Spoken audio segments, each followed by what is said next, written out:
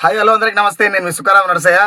ఈరోజు చాలా సంతోషంగా ఉన్నది. ఎందుకు అనంటే విప్లవం ఎప్పటికైనా విజయవంతం అవుతుంది అనేది ఈరోజు cockroach Janata party the same time ప్రకృతి శాస్త్రవేత్త అయినటువంటి మానవతావాది సోనం వాంగ్చుక్ గారు చేసినటువంటి హంగర్ స్ట్రైక్ వల్ల ఈ దేశంలో అప్రజాస్వామికం పైన, అక్రమాల పైన, అవినీతి పైన, దోపిడి పైన, దొంగల పైన విముక్తి కలిగేటువంటి హంగర్ స్ట్రైక్ చేసి విప్లవానికి మరొకసారి ఊపిరి పోసినటువంటి హంగర్ స్ట్రైక్ ఏదైతే ఉన్నదో, ఢిల్లీ జంతర్ మంతర్ దగ్గర జరిగినటువంటి రక్తపాతం ఏదైతే ఉన్నదో, ఆ రక్తం నుంచి మరొకసారి విప్లవం అనేది ఎప్పటికైనా విజయం సాధిస్తుంది.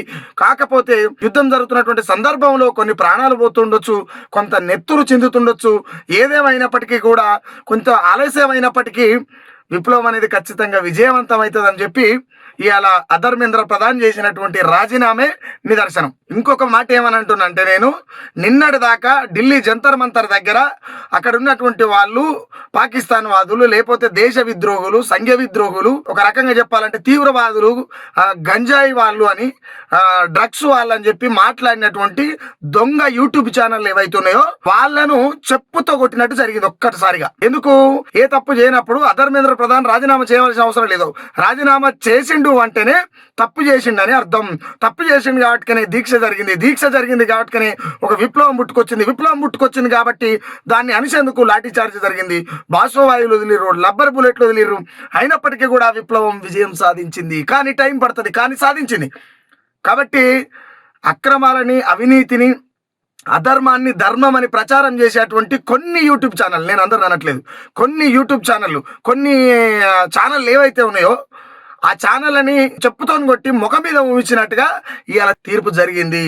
విప్లవం అనేది ఎప్పటికైనా విజయవంతం అవుతుంది. విప్లవం అనేది ఏనాటికున్నా అది ఏ రకంగా వస్తుంది, ఎట్లొస్తుంది అనేది కూడా ఎవడు ఊహించలేడు. అలాంటి విప్లవం విజయవంతం కావడమే ఇక్కడ ధర్మేంద్ర ప్రధాన్ అనేట ఆయన రాజీనామాకు కారణమైంది. నిన్నటి దాకా నిమ్మలంగా ఉన్నటువంటి కేంద్ర ప్రభుత్వం చేయి జారిపోతుంది, విప్లవం విపరీతమవుతున్నది. రేపటి మా ఆగడాలు సాగాలి అంటే, రేపు మనగడలో మేము మళ్ళీ అధికారంలోకి రావాలంటే ఇట్లా అనేకానికి భయపడి, విప్లవానికి భయపడి రాజీనామా చేయించిండు ఎవరు? నరేంద్ర మోడీ.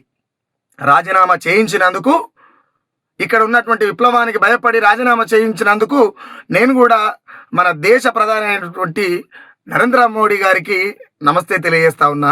అదేవిధంగా విప్లవానికి సంబంధించినటువంటి అంశాలని కావచ్చు, అక్కడ జరిగినటువంటి హంగర్ స్ట్రైక్ని కావచ్చు, అక్కడ జరిగినటువంటి రక్తపాతాన్ని కావచ్చు, ఓవరాల్గా ప్రపంచానికి చూపించినటువంటి శాటిలైట్ మీడియాస్, సోషల్ మీడియాస్ ఏవైతే ఉన్నాయో వాటికి కూడా నేను ప్రత్యేకంగా శిరస్సు వంచి నమస్కారం చేస్తున్నా.